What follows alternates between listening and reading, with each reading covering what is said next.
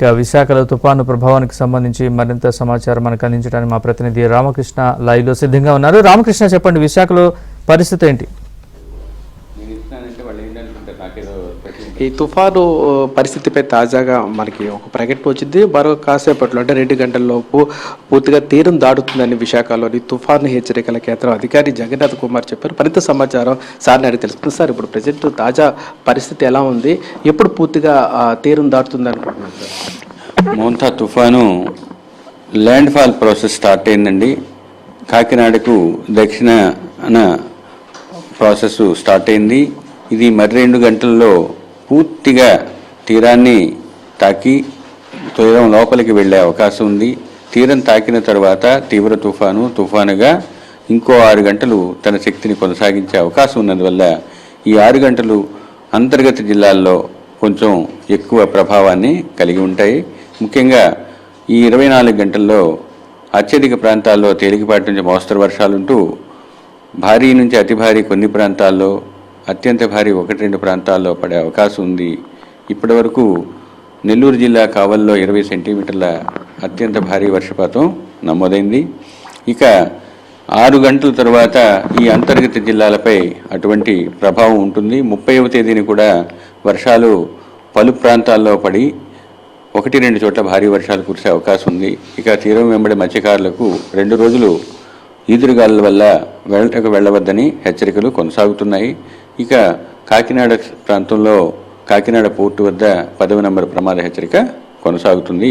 తరువాత దానిని కూడా ఉపసంహరించుకునే అవకాశం ఉంటుంది. సార్, అంటే ఈ తీరం మరో 2 గంటల్లో పూర్తిగా దాటుతుంది అంటారు. ఈ సమయంలోని గాలులు తీవ్రత ఎలా ఉండబోతుంది సార్? గాలుల తీవ్రత ఇందాక చెప్పుకున్నట్టుగా దానికి ఇంకా స్టీమ్ ఉంది కాబట్టి అది తీవ్ర తుఫానుగానే తీరాన్ని తాకే అవకాశం ఉన్నందువల్ల 90 నుంచి 100 1-2 చోట్ల వచ్చే అవకాశం ఉంది. ఈ రోజు వరకు చూసినట్టయితే రాజమండ్రిలో 70 కిలోమీటర్ల పైగా గాలులు రికార్డ్ అయ్యాయి. ఇంకా కొన్ని ప్రాంతాల్లో 40, 50, 60 కూడా రికార్డ్ అయ్యాయి. కాబట్టి స్పొరాడిక్గా అక్కడక్కడ రికార్డ్ అవుతున్నాయి. ఇంకా రెయిన్ఫాల్స్ వచ్చినట్టయితే నెల్లూరు జిల్లా కావల్లో అఫీషియల్ అబ్జర్వేటరీలోనే 20 సెంటీమీటర్ల వరకు వర్షపాతం నమోదైంది. సార్, ఈ భారీ వర్షాలు ఉత్తరాంధ్రలోని ఏ జిల్లాల్లో పడే అవకాశం ఉంది సార్? భారీ వర్షాలు ఇక అంతర్గత జిల్లాల్లో ముఖ్యంగా ఈ 3 జిల్లాలతో పాటు ఏలూరు, ఎన్టీఆర్, అల్లూరి సీతారామరాజు వాటిల్లో కూడా పడే అవకాశాలు కనిపిస్తున్నాయి. అంటే ఈ గాలుల తీవ్రత ఎక్కువ ఉంటుంది కాబట్టి అంటే తీరం దాటిన తర్వాత అందుకని సార్ మత్స్యకారులకి మరొక 2 రోజుల పాటు ఇంకా ఉధృతి ఉంది. ఇక్కడ గాలులు అయితే ఉన్నాయి. 2వ రోజు 35 నుంచి 45 ఎక్కువ గాలులు అయితే లేవు 2వ రోజు అంతే సార్. తర్వాత ఇంకోటి, ఈ భారీ వర్షాలు కానీ లేదా చెదురుబుదురు వర్షాలు కానీ విశాఖపట్నం జిల్లాలో కానీ ఏ ప్రాంతాల్లో పడే అవకాశం ఉంది? అది రేపు మళ్ళీ చెప్తాము. ఈ రోజు వరకు అయితే 2 రోజులకి భారీ వర్షాలు ఉన్నాయి. ఏ జిల్లాలో అన్నది రేపు ఉదయం మళ్ళీ తెలియజేస్తాం. సార్, మీరు ముందు నుంచి అంచనా వేసినట్టుగానే ఈరోజు అర్ధరాత్రికి దాటుతుంది. మీకు సాయంత్రం నుంచి అర్ధరాత్రి లోపల అని చెప్పాము. ల్యాండ్ ఫాల్ ప్రాసెస్ మేము అనుకున్నట్టుగా 2 గంటల క్రితం మొదలైంది. కాకపోతే ఇది స్లో మూవింగ్ సిస్టమ్ అయినందువల్ల అది ఇంకొంచెం ల్యాండ్ ఫాల్ ప్రాసెస్ కొనసాగుతుంది. సముద్రంలో చాలా స్పీడ్గా వెళ్ళినప్పటికీ ఇప్పుడు కొంచెం మందగమనంతో వెళ్తుంది.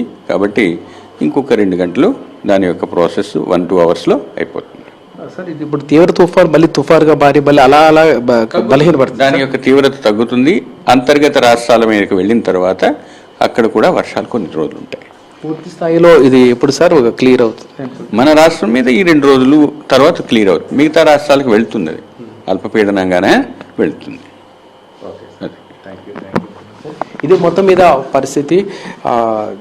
తుఫాను బంగాళాఖాతంలో ఏర్పడిన తీవ్ర తుఫాను మరో 2 గంటల తర్వాత పూర్తిగా తీరాన్ని దాటుతుందని కూడా విశాఖలోని తుఫాన్ హెచ్చరికల కేంద్రం అధికారి జగన్నాథ్ కుమార్ చెప్తున్నారు. ఈ సమయంలో కూడాను ప్రజలు అప్రమత్తంగా ఉండాలంటున్నారు. అలాగే మరో 2 రోజులు అంటే ఈ రోజు రేపు కూడా మత్స్యకారులు ఎవరు సముద్రంలోకి వేటకు వెళ్ళొద్దని కూడాను అంటున్నారు. What to Hyderabad studio. Right, thanks for the update Ramakrishna.